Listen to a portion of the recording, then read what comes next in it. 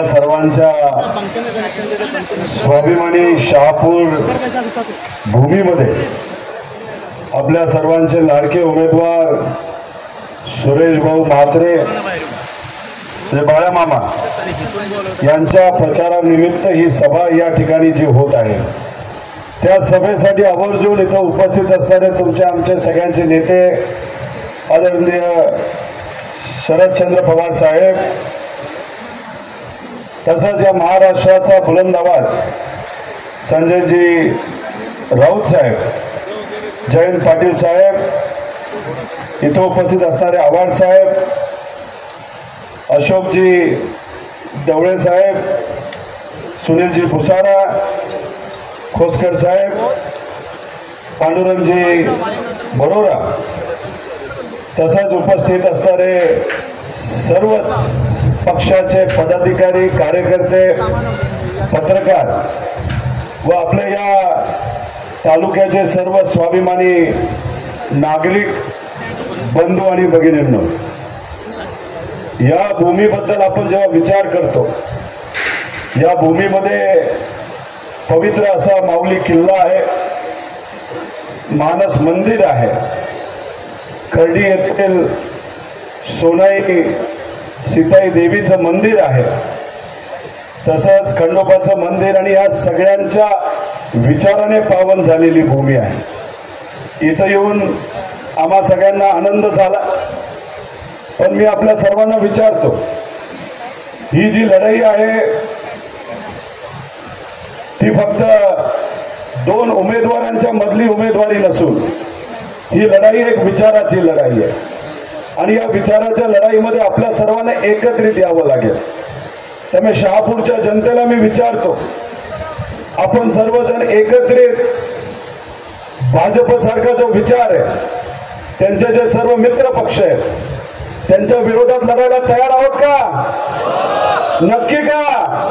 अहो, आम्ही विदर्भात गेलो, कोकणात गेलो, पश्चिम महाराष्ट्रामध्ये फिरलो, नाशिक या भागामध्ये फिरलो, पण तिथं असताना आवाज जरा थोडा जास्त वाटतोय मला. परत एकदा मी आपल्या सर्वांना इथं विचारतो, बाळा मामांना आपल्याला खासदार बनवायचं का? ठरलंय का आपलं? आपण बाळा मामाच्या विरोधात फार मोठी ताकद आहे, भाजपची ताकद आहे, त्यांच्याकडे खूप मोठ्या प्रमाणात पैसा आहे, दबाव तंत्र आहे, तरी सुद्धा आपण लढायला तयार आहोत का? अहो, तुम्ही जर बघितलं तर या लढाईमध्ये ही लढाई सामान्य लोक विरुद्ध एक बलाढ्य शक्ती आहे, आणि त्या शक्तीने कोणाचंही भलं केलं नाही. न शेतकऱ्याचं भलं केलं, न महिलांचं भलं केलं, न युवांचं भलं केलं. तसंच जर तुम्ही बघितलं तर कुठल्याही समाजाला न्याय या सरकारने दिलेला नाही.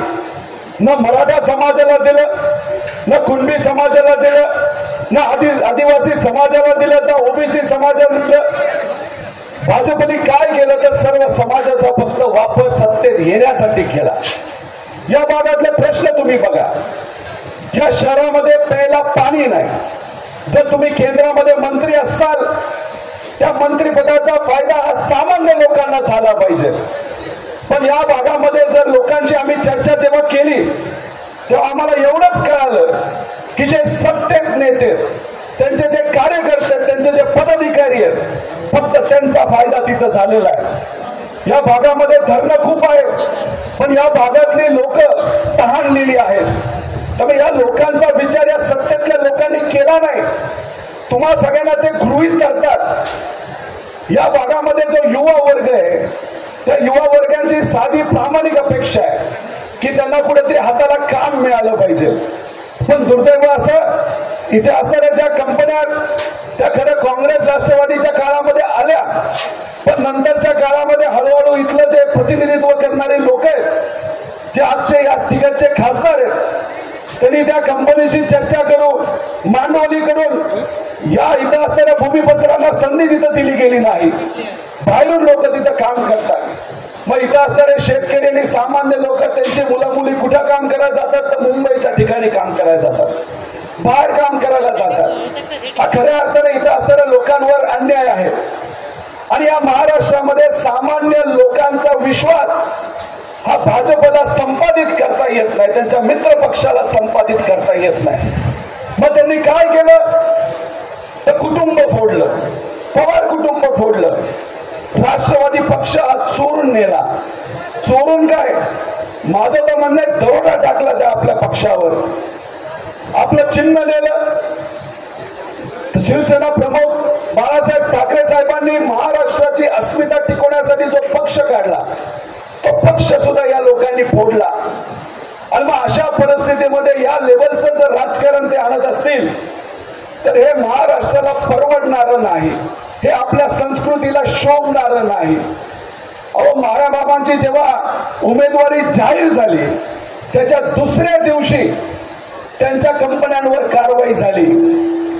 पण स्वाभिमान कसा असतो बघा, कंपनीवर कारवाई झाली तरी विकास आघाडीकडनं जे आपले उमेदवार आहेत बाळामामा हे घाबरलेले नाहीत, हे आज लढायला तयार आहेत. आणि ही संस्कृती आपल्या सगळ्यांची आहे. या महाराष्ट्रामध्ये जन्मलेला प्रत्येक व्यक्ती हा दिल्ली समोर कधी झुकत नाही. आपण सर्वजण स्वाभिमानी आहोत आणि अशाच उमेदवार आपल्या सर्वांसाठी आज खरं तर जरूरत आहे. मी बाळामामांना आणि इथं असणाऱ्या लोकांना विचारलं की अहो, तुमचं नाव सुरेश म्हात्रे, तुम्हाला बाळामामा का म्हणतात? लोकांनी सांगितलं की मामा हा आईचा भाऊ असतो आणि आमचे जे म्हात्रे भाऊ आहेत ते खऱ्या अर्थाने मामासारखे वागतात, आम्हाला मदत करतात. कोरोनाच्या काळामध्ये आम्हाला मदत केली. त्यांचे जे कुठले व्यवसाय आहेत त्या व्यवसायामध्ये बाहेरून लोक काम करत नाहीत. इथं असणारे जे भूमिपुत्र आहेत तशाच लोकांना त्यांच्या कंपनीमध्ये संधी दिली गेली आहे. आणि मला जे कळाले आतापर्यंत 1.5 लाखपेक्षा जास्त युवा वर्ग त्यांच्या विविध कंपनीमध्ये त्या ठिकाणी काम करतात.